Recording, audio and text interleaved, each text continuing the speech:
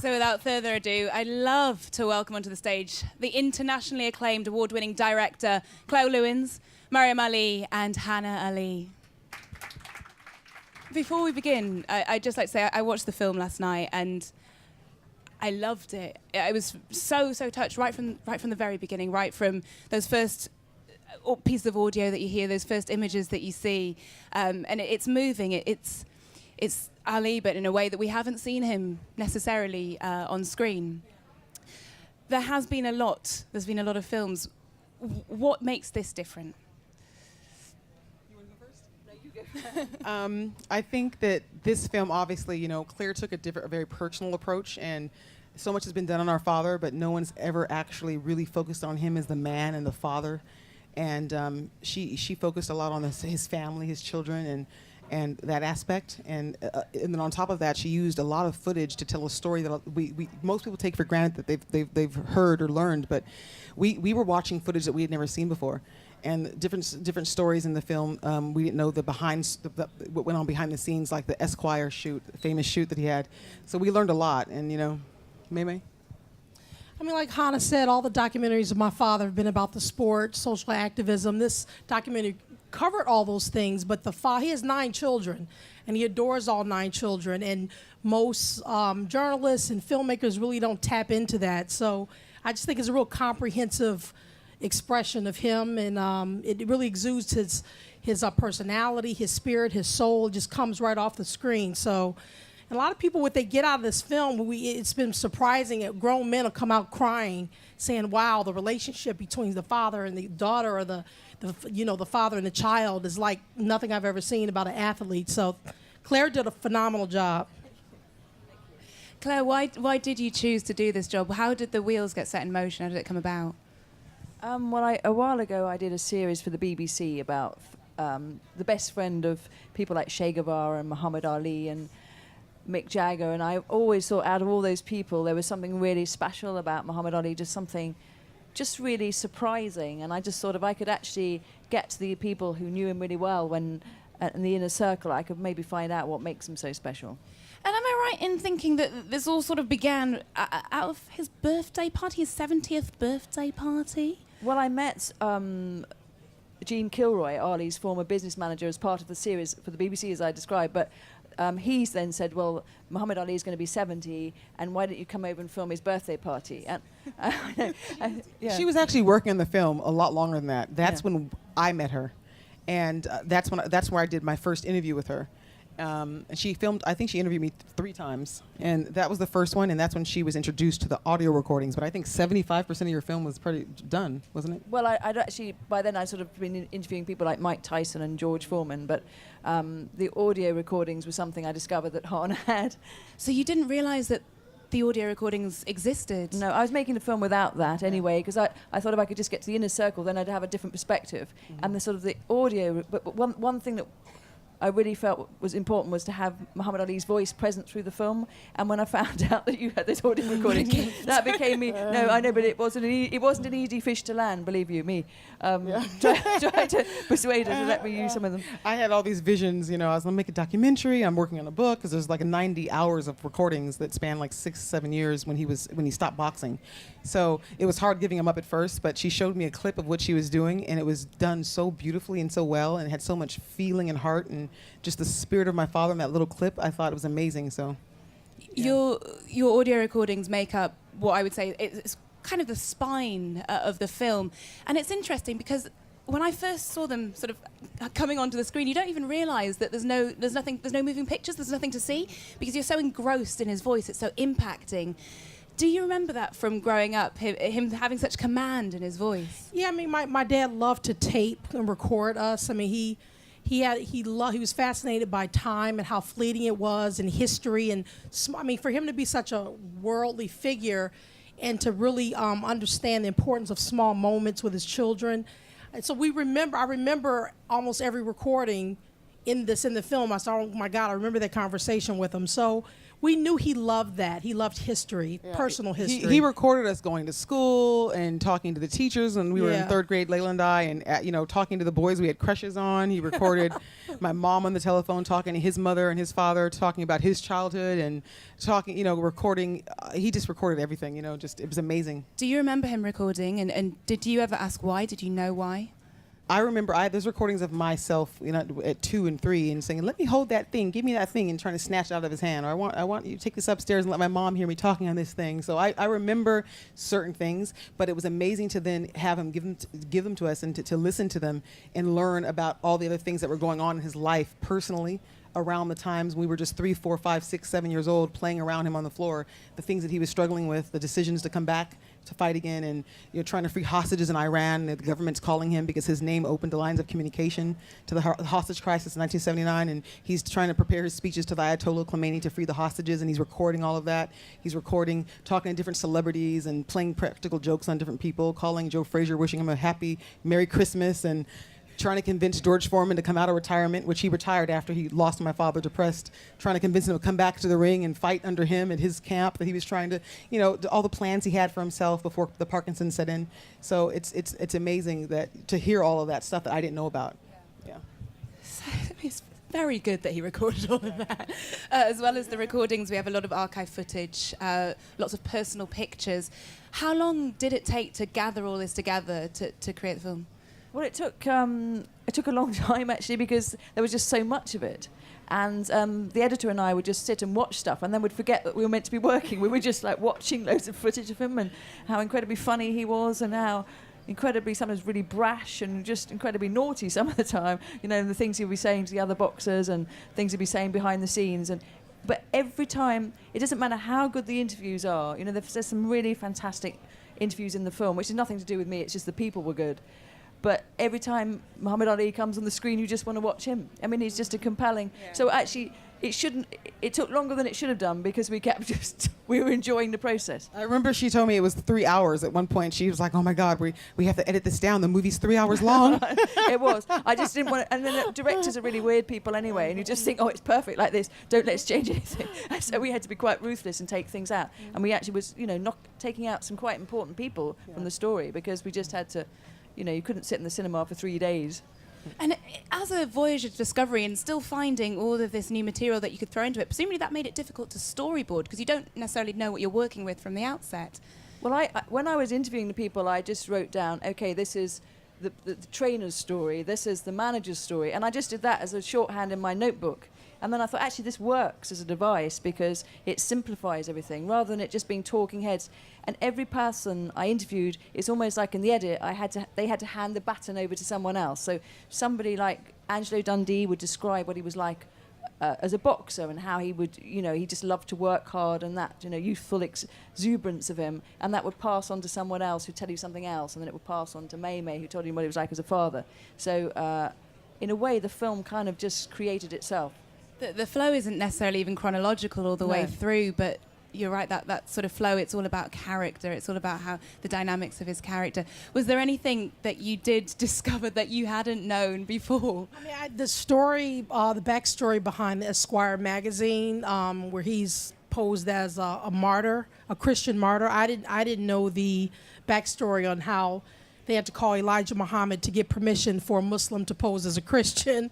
That was funny to me. I remember that the book cover came out in '68 when I was born, and I remember the cover. I loved it, but I didn't know the backstory. So, and more details about the meeting Jim Brown when he gathered all the black athletes. So when my father refused going to the Vietnam War, they wanted to know if he was sincere in his convictions, and they had a meeting. And I knew about the meeting, but Jim Brown talked more in detail about, because I didn't know that they were trying to see if he was being sincere. I thought they were automatically supporting him. And then, through Claire's film, I found out, they were testing him to see if he was sincere about being a Muslim and not going to Vietnam. So those two things were something new for me. I want to ask you a little bit more about growing up with your father in the limelight, and also about whether you remember him losing his crown because he refused to go to the Vietnam War. But first, we have a clip to play, the father's story, which is apt, very apt.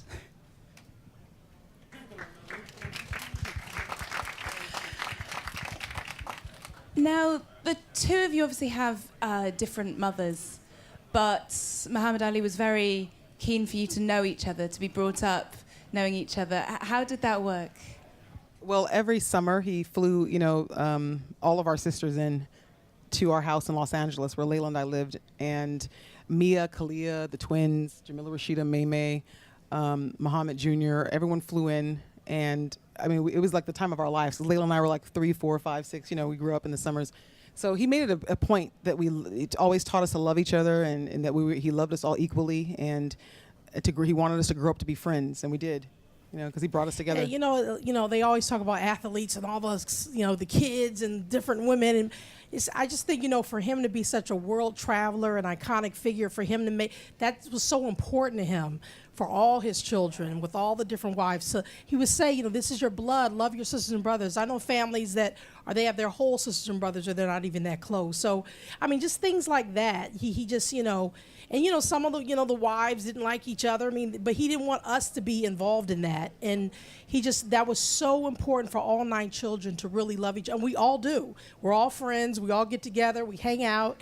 So I think that's remarkable just as a man to find that so important. And it wasn't easy. I mean, he was married 4 times, so it wasn't easy to do, but he did it. But most people don't know this. My father has 2 half brothers. He has 1 full brother, and he just discovered that himself in the 90s when he went to his father's funeral. And it's what he didn't want to happen to us, to grow up one day and find out we had a sister or a sibling that we don't know. Right. So, it's sad that it had to happen to him. But he found out he had 2 twin brothers that they were twins, but they were by his father and another woman. And he only learned of their existence, like I said, is when he went to his father's funeral. So that happens a lot. People have, the mothers don't want you to come together, and they don't want the kids at their house. My mother was always very opening and welcoming. She didn't meddle and cause any problems, with him and his family, other families coming and just bonding with her children. So that was good. Claire, you very much present Muhammad Ali as a father figure. That's probably, I thought anyway, the most prominent way in which he is depicted, and in a way that we've never really seen before.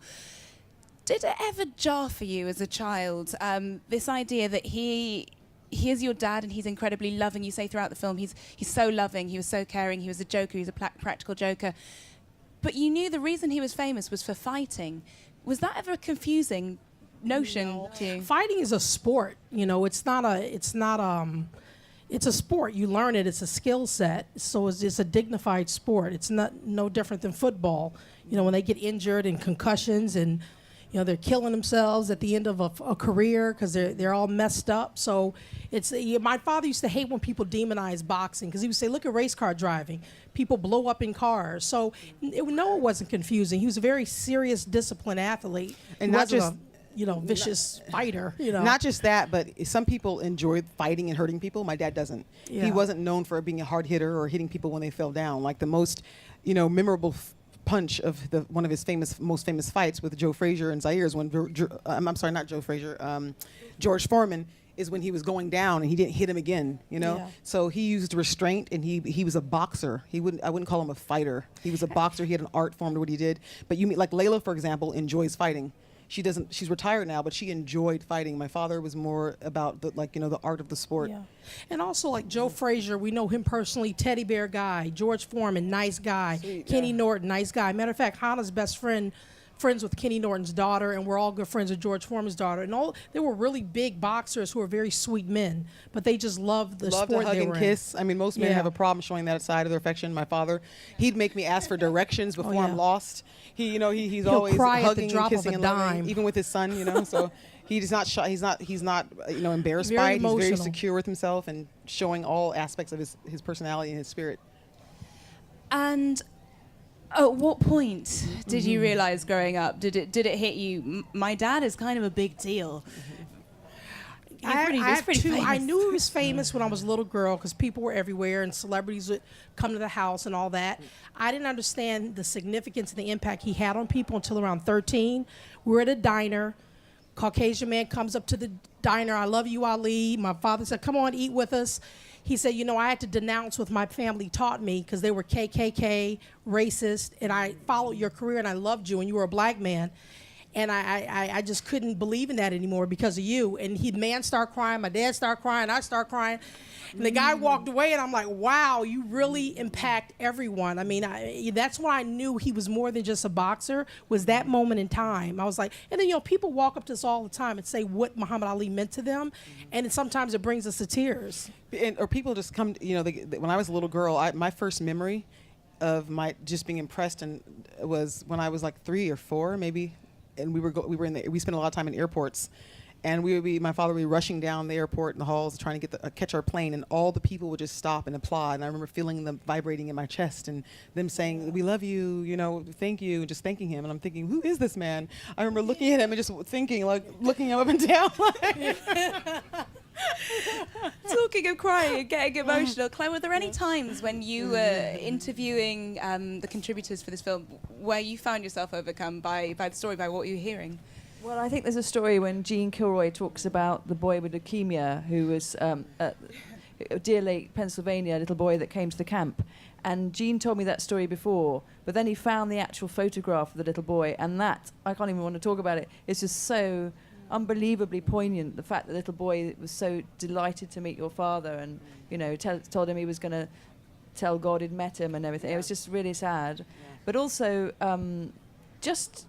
I think I was blown away by, even people like Marvis Fraser. Now, if he's got any reason to have a beef with your father, because of the whole history, the whole bad backstory, and yet when he was saying, they came together and sort of, at the end, made a friendship, and that was really moving, really, because it's out of that enemy, they resolved it. A lot of people didn't know it was one-sided. My father always loved Joe Frazier, so he did what he did with all the fighters. Only Joe Frazier took it to heart when he was trying to publicize and boast the fights, promote the fights. Joe Frazier and his children had a hard time, and when he found that out, it just brought him to tears, and it really broke his heart.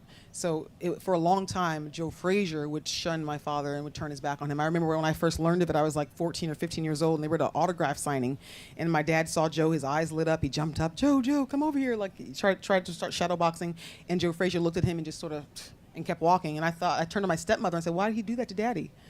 So that's when I first learned about that, and then later my father found out that he was really hurt by what happened, and he literally just put his head down and cried.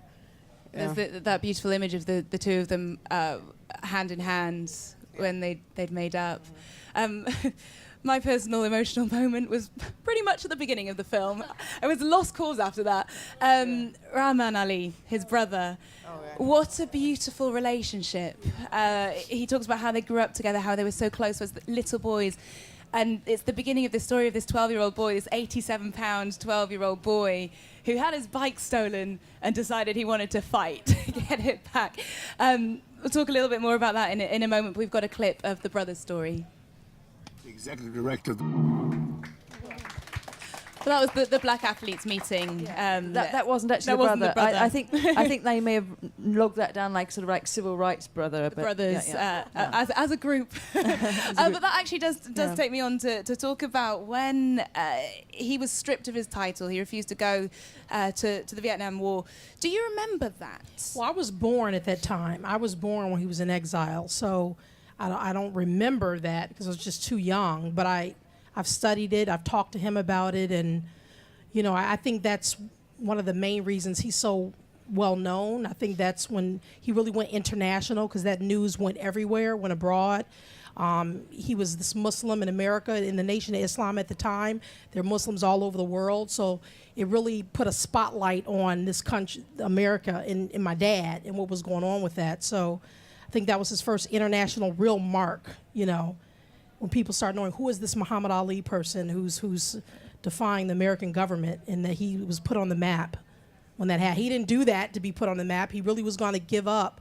And I think that's another thing, the fact that he was going to give up a potential fortune, his career, his title, because of that belief system. A lot of people hated him for it and still do, but a lot of people adored him for it.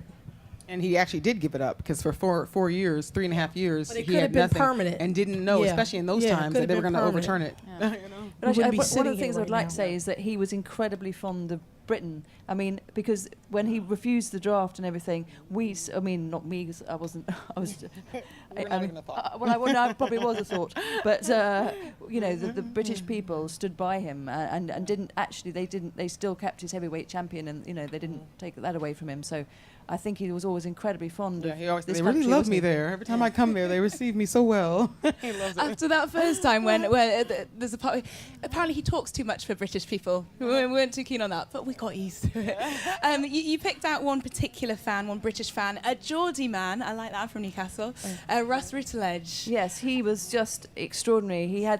Basically, the story of Russ was when he was about 16 years old, he came to the Albert Hall.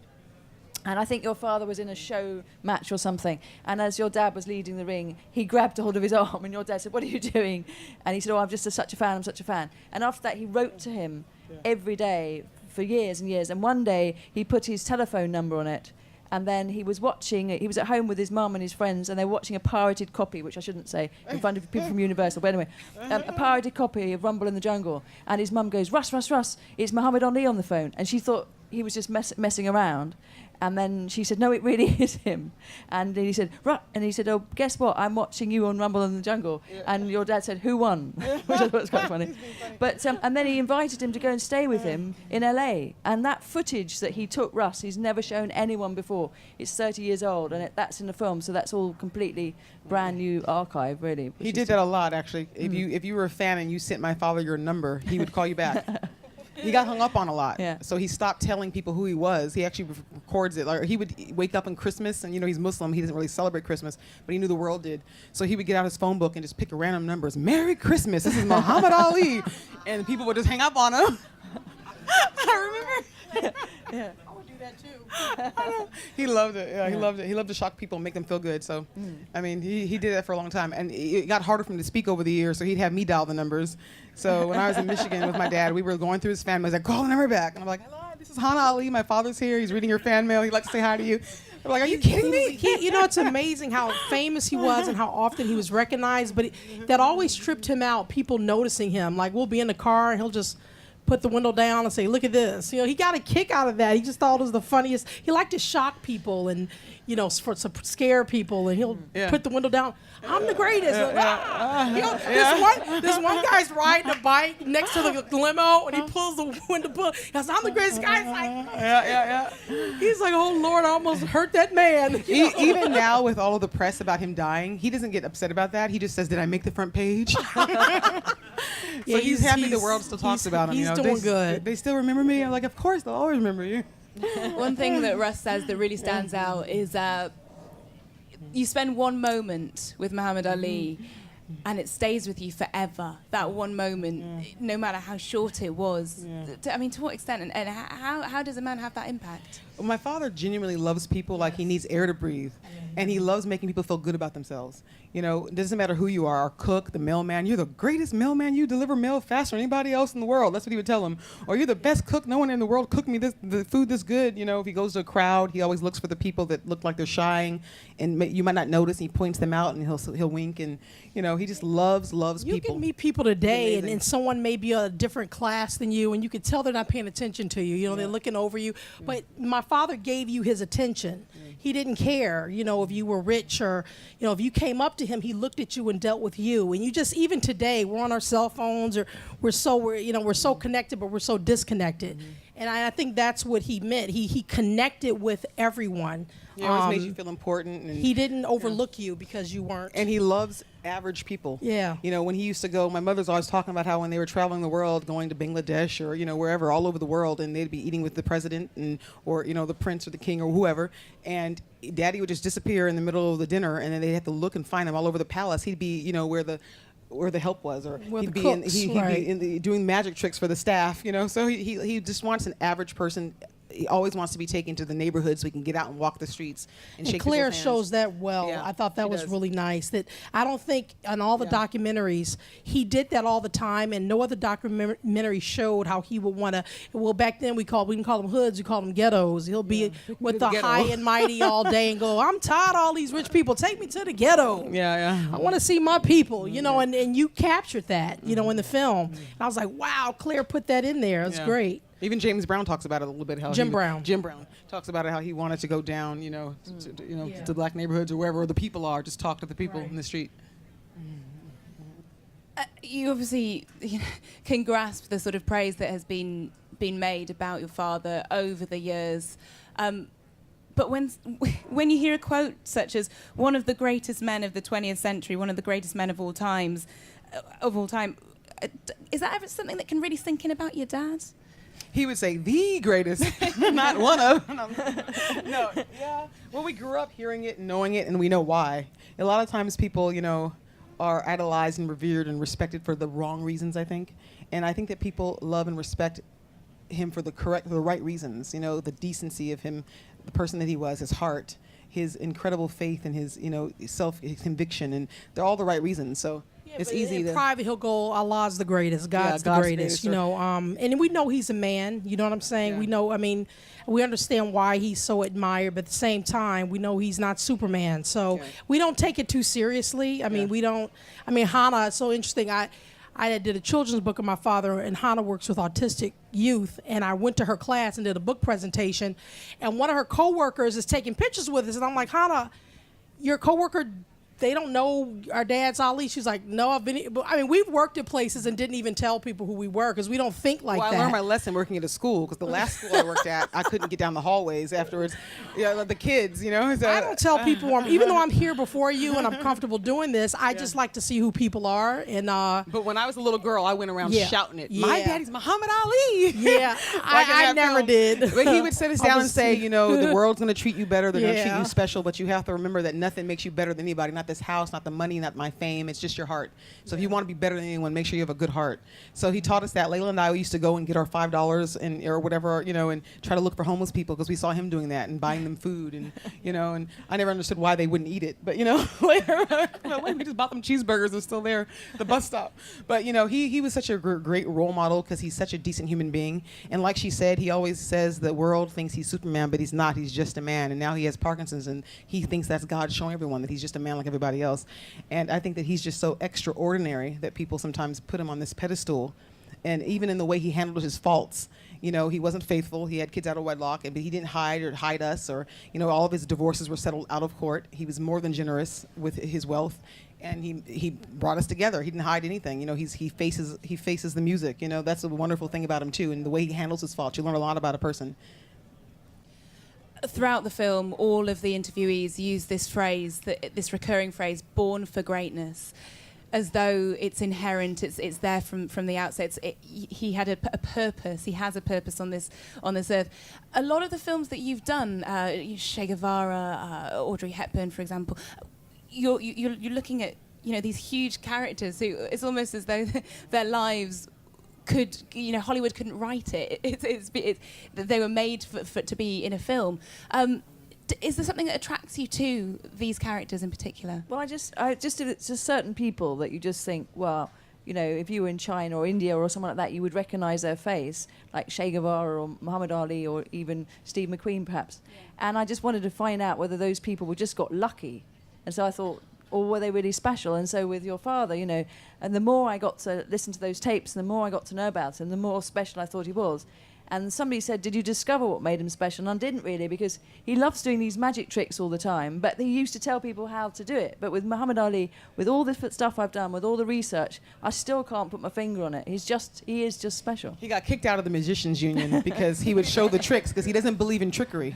So even to us, he would perform a trick and then he always has to show you how it was done. He was in the Magicians Union. Well, he bought so many tricks, and on Hollywood Boulevard he joined it. He loves magic tricks, but always shows you how it's done afterwards. He's fascinated by how easily people were deceived. So after he did the trick, he'll do a sermon, go, see how easily you are deceived? Watch the world. The world will deceive you. The world is an illusion. Vivian, how do you believe people are born for greatness? I believe it's 50-50. I believe we have free will, and you're forks in the road, and you can do certain things. You have to make choices. He stood up for his beliefs because he did that. Mm-hmm. No one made him do that. So I believe yes, but at the same time, we choose how to be. It just doesn't happen. Yeah. We have to make a choice. So I'm a little bit on the fence I'm a little bit nature nurture. It's funny You because know. my dad, he always says there's people all over the world taking stands every day, but nobody knows their names, so you don't hear about it. Right. I had a platform, I had boxing, so it gave me a voice. And he knew that he was here for something special. He obviously came to Earth that way. He had a little extra something in his spirit, and he just came to the Earth that way. Like as Rockman shares, my dad used to wake up when he was a little boy. He had this inner knowing, a cognizant knowing, and he couldn't put his finger on it, but he felt like he was born to do big things in the world. And he would sit outside and look up to the stars and wait for a revelation, wait for God to speak to him. He would say, and I said, well, what happened? He said, well, I never heard nothing. So then his bike was stolen. He went on the path. And then people ask him, well, how do you get through life? How do you face these challenges and have such amazing strength even with his illness? And I remember he used to say that he was like an ant. And he said a lot of other ants know him and they follow him, so God gives him some extra strength.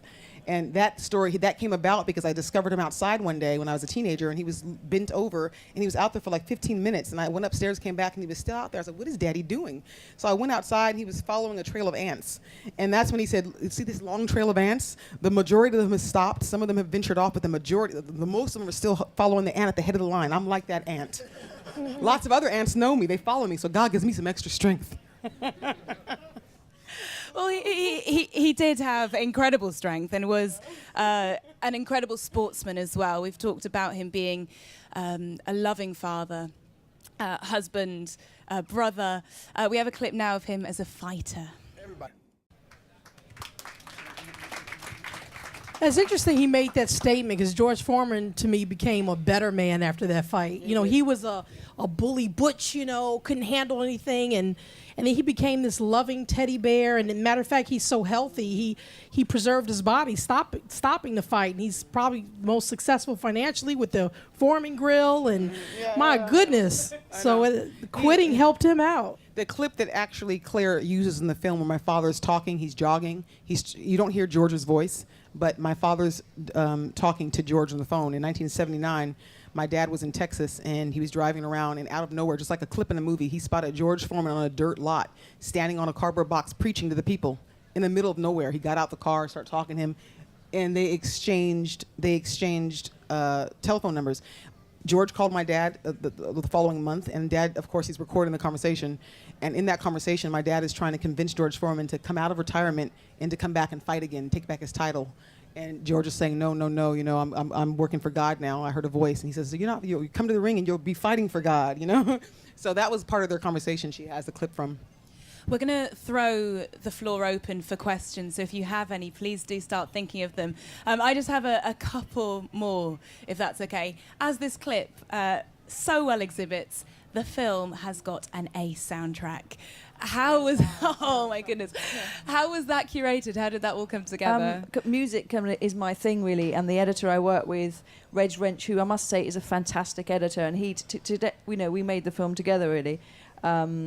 And he and I just love music, and he does loads and loads of pop promos for big name people. And so I thought, because I didn't want the film to be just in a chronological order, which is a bit boring, really, I thought I can flip back from different eras if I could use the music as a timeline. So when you've got the Jimi Hendrix track, or when you've got the Aretha Franklin track, or where you are. You're in Louisville in the 50s with the blues music, and so. That was the one thing that Hana thought, how's she going to do that as a white Little woman? white lady got sold. White lady, Okay? the music, The music that's in this movie, I'm like, Claire, what? That's the one thing I said to Mamie. I was like, how's she going to nail the music? How does she know about this? Because I was wondering whether you'd taken tracks that Muhammad, liked. No, it's just for me. It's like an instinctive thing. I always edit to music, and the music is about the time. In this case, like placing where we are, but it's also the feel of the music. For instance, with the whole thing with George Foreman, when I interviewed him, I felt really bad because I was about to ask him, had a short period of time to interview him, what was your greatest defeat? I thought, how can I come up to this? But he was very, very humble about it and said, he was incredibly depressed. He never ever thought he was going to lose. Nobody thought he was going to lose. In fact, he said he'd never lost. Whereas he said with your father, he'd lost and he'd come back. And he didn't have that resilience. But that music, that B.B. King track, the Thriller Swan, it kind of just summed up that moment for me. One of my favorite parts in the film is actually something footage that my dad isn't in, is the civil rights montage. Yeah. I don't know if you guys saw the movie yet, but the song, who is that singing? It's going to sound really weird It's a soulful Yeah, song. it I is. want to download Yeah. it, and it's just like it makes me just. If I it say brings it sounds chills. stupid, it's basically the track is called "Is It Because I'm Black?" Yeah, So it's a yeah. great Yeah, yeah. montage. The civil Yeah. rights montage is excellent. She just nailed so much of like when we watched that film. It's like our dad's spirit is just oozing from it. Like the little things that she didn't even know. Like just the fact that there's a pink Cadillac flying down the street. He loved pink Cadillacs. To this day, he wants a pink Cadillac because Sugar Ray Robinson, his idol, had a pink Cadillac.